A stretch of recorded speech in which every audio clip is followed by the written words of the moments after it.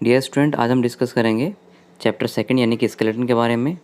और स्केलेटन में यहाँ पर हम सबसे पहले बात करेंगे प्रोन या पेलिमोन में कंकाल के बारे में। ठीक है, प्रोन क्या है? देखिए, यहाँ जो प्रोन है वो फाइलम आर्थ्रोपोडा का सदस्य है। और अगर मैं इसकी क्लास की बात करूँ तो ये क्लास क्रेस्टेशिया का सदस्य होता है। ठीक है, और यहाँ पर जो फाइलम आर्थ्रोपोडा है उसकी विशेषता होती है कि इनके जो जीव होते हैं उनके अंदर जो बॉडी होती है वो सेगमेंट में बटी होती है, यानी टुकड़ों में बटी होती है। ठीक है, तो यहाँ पर जब इनकी बॉडी टुकड़ों में बटी होगी तो इनका कंकाल भी कैसा होगा? टुकड़ों में या खंडों में बटा हुआ होगा। ठीक है, अब यहाँ पर जो कंकाल होता है उसके हमने यहाँ पे टाइप्स के बारे में पहले डिस्कस कर रखा है। ठीक है, कंकाल 3 प्रकार का होता है। अगर लिक्विड का है तो द्रव स्टैटिक कंकाल होगा। यदि कठोर संरचना अगर बॉडी के अंदर प्रेजेंट है तो कैसा होगा? एंडोस्केलेटन होगा। और यदि कठोर संरचना बॉडी के चारों ओर बाहर पाई जाती है तो वो एक्सोस्केलेटन टाइप का कंकाल होगा। ठीक है, अगर आपको कंकाल के बारे में संपूर्ण नॉलेज चाहिए तो आप हमारा प्रीवियस वीडियो जो हमने पहले अपलोड कर रखा है आप प्लेलिस्ट में जाकर के चेक कर सकते हो। इस वीडियो में हम बात करते हैं आर्थ्रोपोडा फाइलम की विशेषता की, यानी कि कंकाल के बारे में। बट यहाँ पर आपको सम पॉइंट्स जो हैं इम्पोर्टेंट वो याद होने चाहिए। जैसे कि नंबर 1, इनका जो संपूर्ण शरीर है, ठीक है, उस पर एक कठोर आवरण पाया जाता है जिसे हम काइटिन कहते हैं। ये किसकी बात कर रहा हूँ? ये प्रोन यानी कि आर्थ्रोपोडा फाइलम के एनिमल्स की मैं बात कर रहा हूँ। ठीक है, अब यहाँ पे क्या है, प्रोन में अगर कंकाल की बात करें, ठीक है, तो एक्सोस्केलेटन टाइप का होता है, यानी कि इनके बॉडी के बाहर आपको कठोर संरचना देखने को मिलेगी। राइट, लेकिन ये जो कंकाल है वो किस चीज़ का बना होगा? तो वो होता है काइटिन का। ठीक है, किसका बना होगा? काइटिन का। अब काइटिन की अगर मैं बात करूँ तो काइटिन क्या होता है? अगर केमिकल फॉर्म में देखें तो कैल्शियम कार्बोनेट को, यानी कि चूने के लवण को हम क्या बोलते हैं? काइटिन बोलते हैं। और काइटिन की अगर मैं पूरा केमिकल कंपोजिशन बताऊँ आपको कि काइटिन कहाँ कैसे निर्मित होता है, तो प्रोन में काइटिन का फॉर्मेशन जो है वो एपिडर्मिस सेल के द्वारा होता है। किसके द्वारा? एपिडर्मिस सेल के द्वारा। ठीक है, और इसमें अगर केमिकल कंपोजिशन की बात करूँ, यानी कि रसायन की बात करूँ, तो ग्लूकोज एमाइन होता है, ये केमिकल होता है। और प्लस में क्या होती है कि हॉर्नी स्क्लेरोप्रोटीन होती है। ये दोनों जब मिलते हैं, ठीक है, ये दोनों जब मिलते हैं तब बनता है क्या? काइटिन।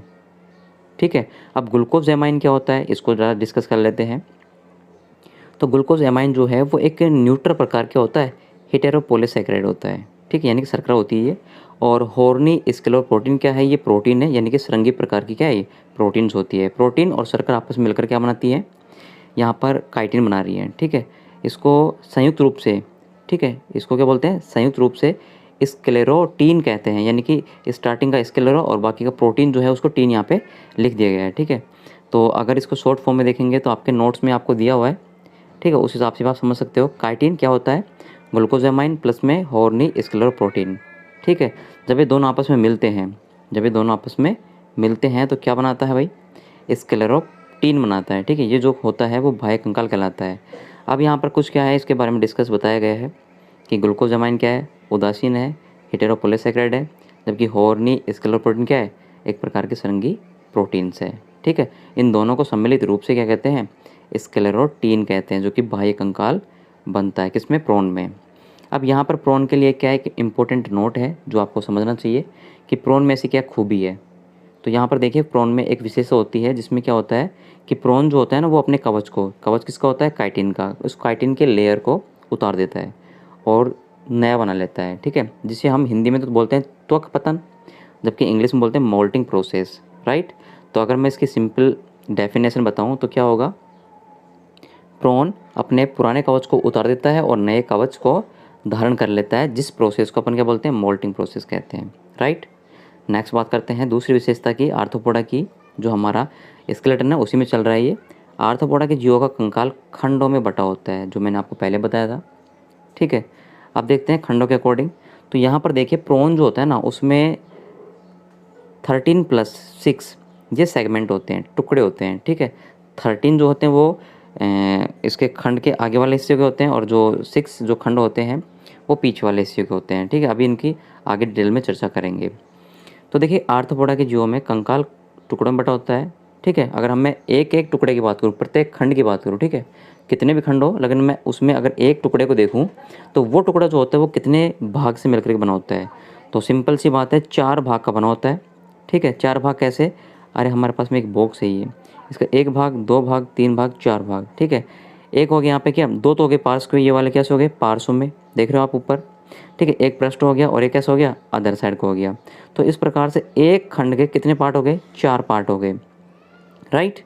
तो यहाँ पर क्या दिया गया नोट्स में कि प्रत्येक खंड जो होता है वो 4 भाग का बना होता है। अतः इनमें प्रत्येक खंड के भाग में एक एक या फिर बोल सकते हैं कि 4 काइटिन की प्लेट पाई जाती हैं, यानी कि इस पर भी एक प्लेट होगी, इस पर भी एक प्लेट होगी, इस पर भी एक प्लेट होगी और इस पर भी एक प्लेट होगी। तो टोटल प्लेट कितनी हुई, 4 प्लेट होंगी, राइट।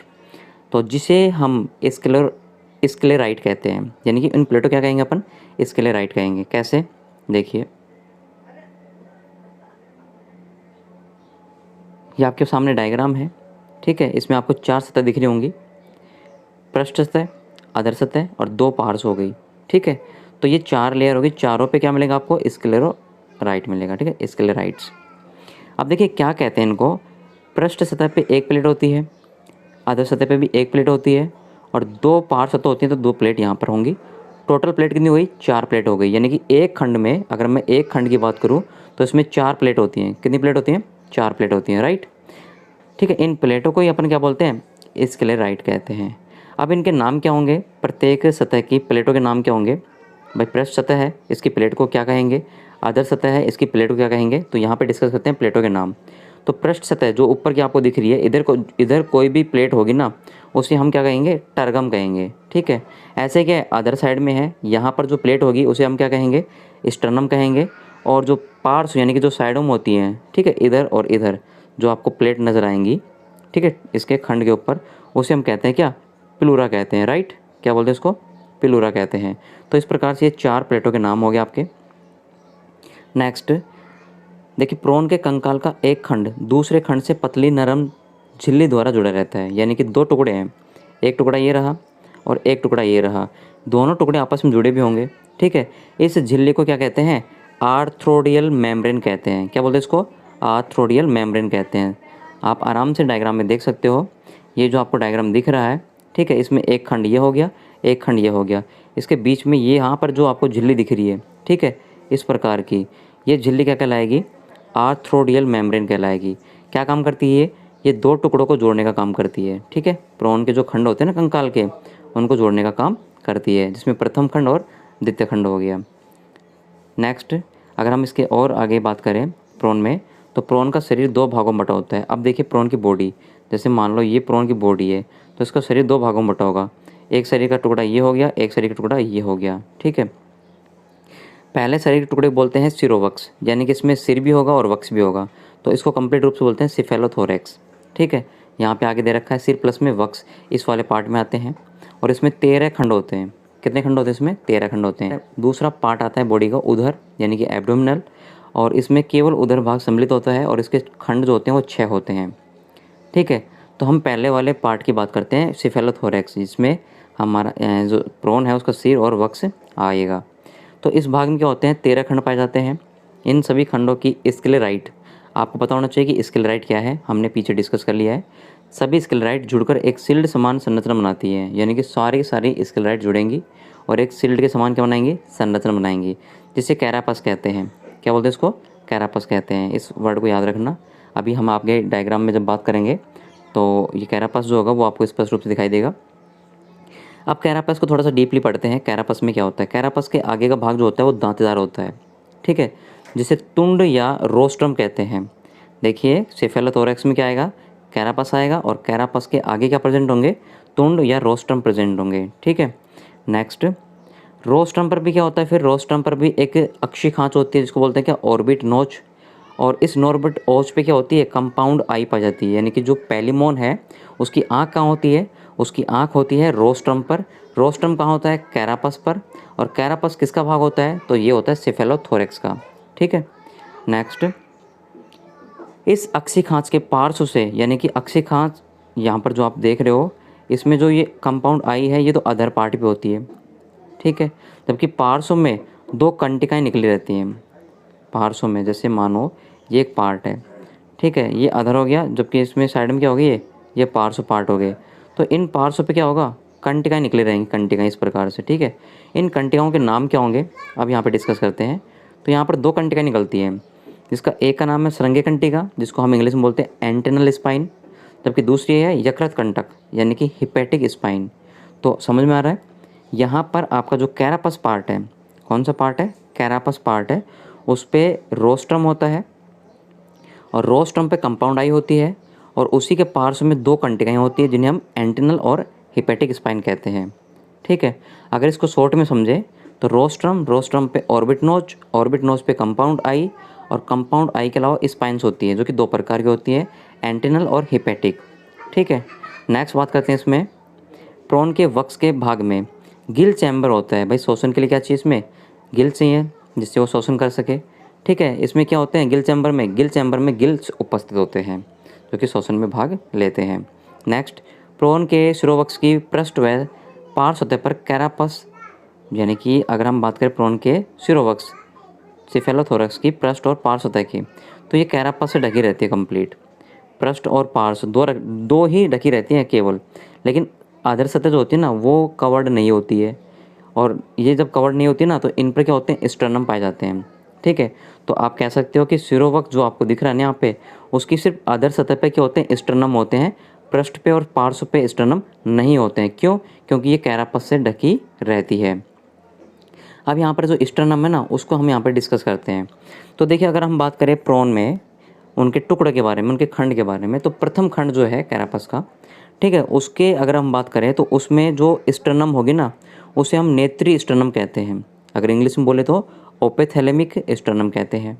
ठीक है, द्वितीय खंड में मैं बात करूँ तो सेकंड खंड जो होता है उसमें जो स्टर्नम होती है उसको बोलते हैं श्रृंगिकीय स्टर्नम, और इसे इंग्लिश में बोलते हैं एंटिनुलर स्टर्नम। ठीक है, इसके पीछे ही क्या होती है, एक और स्टर्नम होती है जिसे बोलते हैं श्रृंगीय, यानी कि एंटिनल स्टर्नम। ठीक है, जस्ट तीसरे खंड की मैं अगर बात करूँ, तीसरे और चौथे खंड की, तो यहाँ पर कोई भी स्टर्नम प्रेजेंट नहीं होती है पैलिमोन में। ठीक है, तीसरा और चौथा जो टुकड़ा होता है उसके अदर सतह पर कोई स्टर्नम प्रेजेंट नहीं होती। क्यों नहीं होती है, उसका रीज़न ये है कि इस खंड में मुख पाया जाता है, यानी कि तीसरे और चौथा जो खंड होता है ना प्रॉन का, उस पर क्या होता है, मुख लगा होता है। सो यहाँ पर स्टर्नम एब्सेंट होती है। मुख अधरी होता है जिसका आगे का भाग कहलाता है लेब्रियम और पीछे का भाग कहलाता है लेबियम। देखिए, वो लेब्रम है और ये लेबियम है। ठीक है, तो इस प्रकार से क्या होता है, तीसरे चौथे खंड में प्रॉन का माउथ पाया जाता है। नेक्स्ट, 5वें से और 13वें खंड की बात करें ना तो इन खंड के जो स्टर्नम होते हैं ना वो सम्मिलित रूप से जुड़ जाते हैं और वक्ष की फर्श बनाते हैं। क्या बनाते हैं, वक्ष की फर्श बनाते हैं। ठीक है, तो इस प्रकार से हमने बोला था कि सिफेलोथोरैक्स जो होता है, यानी कि जो आगे का हिस्सा होता है प्रॉन का, ठीक है, उसमें 13 टुकड़े होते हैं और 13 टुकड़े को हमने यहाँ पर डिस्कस कर लिया है विथ डिटेल से। नेक्स्ट, इसमें बात करते हैं तो इस प्रकार 5 से 13 खंडों के पार्श्व में 9 जोड़ी काइटिन क्या होती है, इसके लिए राइट पाई जाती हैं, जिन्हें एपिमेरोन कहते हैं। क्या कहते हैं इनको, एपिमेरोन कहते हैं। ठीक है, 5 से और 13 तक के टुकड़ों में पार्श्व में जो 9 काइटिन की स्क्लेराइट पाई जाती है ना उन्हें एपिमेरोन कहते हैं। नेक्स्ट, अब आता है दूसरा भाग प्रॉन का जिसका नाम क्या है, उदर भाग, यानी कि एब्डोमिनल। इसमें क्या होता है, देखिए मैंने आपको पहले बोला था कि इसमें 6 खंड होंगे केवल बॉडी के, तो ऊपर लिखा हुआ है क्या है, इसमें 6 खंड है। प्रत्येक खंड के स्क्लेराइट सब अलग अलग होते हैं, कोई कंबाइंड नहीं होता है ऐसे कि एक खंड हो गया दूसरा खंड हो गया, इनको जोड़ने वाली कोई संधि हो गई। ठीक है, नेक्स्ट, प्रत्येक खंड के पृष्ठ भाग पर क्या होता है, टर्गम या टर्गाइट पाया जाता है। ठीक है, प्रत्येक खंड के पृष्ठ भाग पर, जैसे माना ये खंड है, इसका जो पृष्ठ भाग है ये वाला ऊपर वाला, इस पर क्या पाया जाएगा, टर्गम पाया जाएगा। ठीक है, 2 टर्गम को जोड़ने वाली संधि क्या बोलते हैं, अंतरा टर्गम संधि कहते हैं। ठीक है, या फिर इंटर टर्गम ऑर्थोडियल मेम्ब्रेन कहते हैं। वैसे ही अगर हम और बात करें 2 टुकड़ों को, देखिए यहाँ पर 2 चीज़ें अलग अलग है। एक तो जो होती है वो होती है क्या, टर्गम को जोड़ने वाली, ये एक टर्गम है। ऐसे ही कोई दूसरा होगा नीचे का खंड उसके ऊपर की, तो यहाँ पर जो 2 टर्गम जुड़ती है ना उनको तो बोलते हैं क्या, इंटर टर्गम आर्थ्रोडियल मेम्ब्रेन। जबकि 2 खंडों को जोड़ने वाली जो होती है, जैसे इस प्रकार से 2 खंड है ये, ठीक है, इनको जोड़ने वाली यहाँ पर जो झिल्ली होगी ना, 2 टुकड़ों को जोड़ने वाली, ठीक है, उनको बोलेंगे क्या, उनको बोलेंगे इंटर स्टर्नम मेम्ब्रेन, यानी कि 2 खंडों के स्टर्नम को जोड़ने वाली संधि क्या कहते हैं, इंटर स्टर्नम मेम्ब्रेन कहते हैं। प्रॉन के अंदर, ठीक है, उधर के अंतिम 6 खंड में टेल्सन और यूरोपोड्स पाए जाते हैं। यानी कि आप लास्ट में अगर बात करोगे ना उधर की पार्ट की, तो उस पर क्या होती है, टेल्सन होती हैं और यूरोपोड्स होते हैं। ठीक है, उधर के सभी खंड एक संधि से जुड़े रहते हैं, उधर में जितने भी होंगे 1 2 3 4 5 6 यहाँ पर टेल्सन होंगे इस प्रकार से और यूरोपॉड्स होंगे। तो ये सभी जो जुड़ रहे हैं ना, वो जुड़ते हैं किससे? हिंज जॉइंट से जुड़ते हैं। किससे जुड़ते हैं? हिंज जॉइंट से जुड़ते हैं, ठीक है, जो यहाँ पे मैंने डिस्कस कर रखा है। ज़रा अब इसके डायग्राम की बात कर लेते हैं। देखिए इसके दो पार्ट होते हैं बॉडी के, यहाँ तक का पार्ट हो गया सिरोवक्स, ये वाला पार्ट हो गया पीछे क्या? उधर वाला पार्ट, ठीक है। उधर वाले में कितने होते हैं? 6 खंड होते हैं, इसमें कितने होते हैं? 13 खंड होते हैं, ठीक है। अब मैंने आपको बोला था कि इसमें सिरोवक्स में क्या होता है? एक बीचों बीच, ठीक है, कैरापस पाया जाता है। क्या पाया जाता है? कैरापस। ये वाला पार्ट जो आप देख रहे हो पूरा फिलअप है ना, ये कैरापस भाग होता है, ठीक है। और इसमें से क्या होता है, इसके आगे वाला जो पार्ट होता है इसमें क्या होता है? इसमें कंपाउंड आई होती है और इस पर एंटीन्यूल्स निकली रहती हैं, ठीक है, ये वाली इस प्रकार से। और इसमें क्या होती है? इसमें बहुत सारी यहाँ पर क्या होती है? लैग्स निकली होती है। तो इस प्रकार से जो बॉडी का आगे वाला भाग होता है, यहाँ पे देख सकते हो आप, कैरापस है, इसका आगे वाला भाग क्या है? रोस्ट्रम है, ठीक है। और कंप्लीट भाग को हम बोलते हैं क्या? सिफेलोथोरैक्स। ऐसा ही पीछे वाला जो पार्ट होता है वो कहलाता है कौन सा? एब्डोमिनल। इसमें कितने? 6 सेगमेंट हैं, पहला, दूसरा, तीसरा, चौथा, पाँचवा, छठा, ठीक है। और इसके अंतिम भाग में क्या होती है? टेल्सन होती है, जिसमें बोलते हैं हम क्या?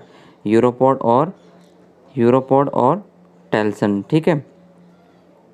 तो इस प्रकार से क्या होता है, ये आपका जो प्रोन है उसमें कंकाल के बारे में पूरा कंप्लीट डिस्क्रिप्शन हो जाता है। इस प्रकार से आप जो प्रोन है या पेलिमोन है उसमें कंकाल को इजीली समझ सकते हो। देखिए टाइम कम है, वरना ये जो आपका चैप्टर है वो आपको बड़े तरीके से बोर्ड पर भी डिस्कस कर देते, लेकिन टाइम के अभाव के कारण हम आपको ये वीडियो जल्दी प्रोवाइड करा रहे हैं ताकि आप अपना एग्ज़ाम जो है वो ईज़िली दे सको, ठीक है। अगर आपको इसमें कोई भी प्रॉब्लम होती है तो आप प्लीज़ हमें कमेंट कीजिए। नेक्स्ट वीडियो नेक्स्ट टॉपिक की आपको जल्द ही